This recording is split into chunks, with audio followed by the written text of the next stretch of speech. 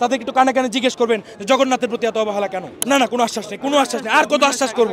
এবার কোনো আশ্বাস নয়, আমরা তাদের লিখিত চাই, আর তারপরে আমরা রাস্তা ছাড়বো। এই সচিবালয়ের সামনে দাঁড়াতে আসিনি, পড়াশোনা করতে আসছি। আমাদেরকে পড়াশোনার সঠিক পরিবেশ তৈরি করে দেন। এদেরকে একটু প্রশ্ন করবেন, এরা যখন বিকালে চা খেয়ে ভাত ঘুম দিতে যায়, যখন দুপুরে ভাত ঘুম দিতে যায়, তাদেরকে একটু কানে কানে জিজ্ঞেস করবেন জগন্নাথের প্রতি এত অবহেলা কেন। কেন ঢাকা বিশ্ববিদ্যালয়ে কোনো জটিলতা কাজ করে না? ঢাকা বিশ্ববিদ্যালয় প্রশাসন যখন যা চায় তাদের স্টুডেন্টরা তা পাচ্ছে, কেন জগন্নাথের স্টুডেন্টরা কি ধরে ধরে আনছে? তারা কি ভর্তি পরীক্ষা দিয়ে ভর্তি হয় না এই জগন্নাথে? তারা কি পাবলিক বিশ্ববিদ্যালয়ের স্টুডেন্ট না? তারা কি তাদের মেধার পরিচয় দিয়ে আসে নাই?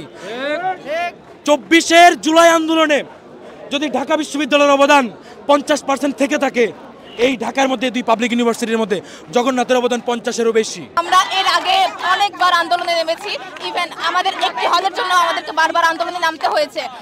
ইভেন ফ্যাসিস্ট সরকারের পতনের পরেও আমরা আন্দোলনে নেমেছি।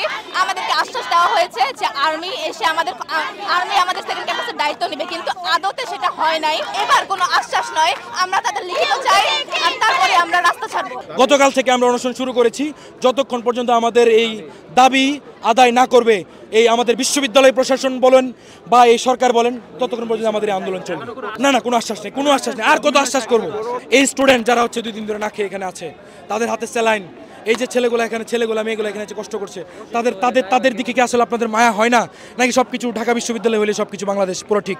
এই সচিবালয়ের সামনে দাঁড়াতে আসিনি, পড়াশোনা করতে আসছি।